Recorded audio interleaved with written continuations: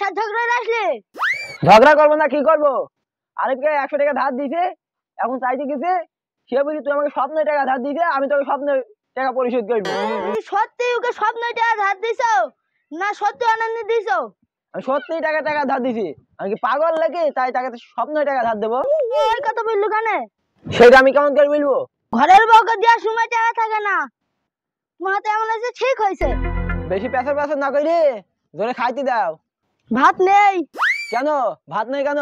রাতে কইছিলাম না তোমারে ডাল চাল বাজার নাইছি নাইছো? আনি না বুঝলে কি ভাত পাবো না? নোকের বউর মতন মানুষের বাড়িতে আমার চুরি করার অভ্যাস নেই। এবারে ভাতই খাবো না।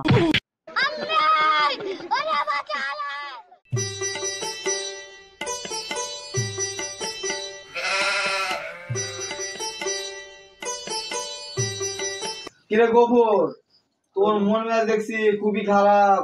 কি হয়েছে তোর? আর বললেন না চাচা, বাড়িতে গেলি বউ শুধু ক্যান ক্যান করে, আর দোকানে আইলি বন্ধুরা ক্যান ক্যান করে, সব সারাই এক। কি রে, তোর আবার কি হলো এখন যে সব সময় তোর সমস্যা লেগেই থাকে? চাচা, রহিমকে বিশ্বাস করে টাকা ধার দিছিলাম, ও আর টাকাটাই ঘুরে দিছি না। এই ব্যাপার, তোদের কাছ থেকে এসে কি আশা করা যায়? তোরা তো পারিসই একজনের টাকা একজনের মেরে খেতে। আমাদের দেখ, আমাদের যুগে আমরা নিজের টাকায় মানুষের দিতাম। এই যে শুরু হয়ে গেল বিড়া, আর থামবি না।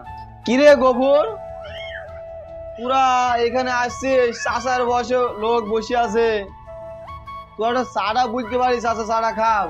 তোরা তো জিনিসটা করবি নি, তোদের মানুষের সম্মান জিনিসটা কিভাবে দিতে হয় তোরা তো ওটা জানিস নি। এই রহিম, তিনটা চা দে তো। দেখ, আমাদের যুগে 2-20টা লোক আমরা একলাই চা খাওয়াতাম। আমাদের কাছে কিছু শেখ, তোরা তো পারবি নি কিছু করতে।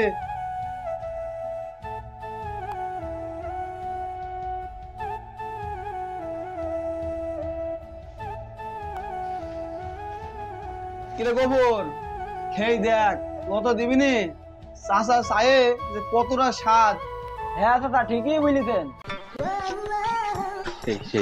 কিরে গফুর, কি শুনলাম আমি আমি নাকি তোর টাকা মেরে খাইছি? খেয়েছি তো, তোর কাছে আমি টাকা চাইতে গেলাম, তুই বললি তুই আমাকে স্বপ্নে টাকা ধার দিছি, আমাকে স্বপ্নে পরিশোধ করবি। ও, এর মানে কি তোর টাকা মেরে খাইছি আমি? ও, এইটাই তোর দোষ। টাকা দিলে খাতা লিখে রাখিস না। তুই নিকে রাখতে পারিস না,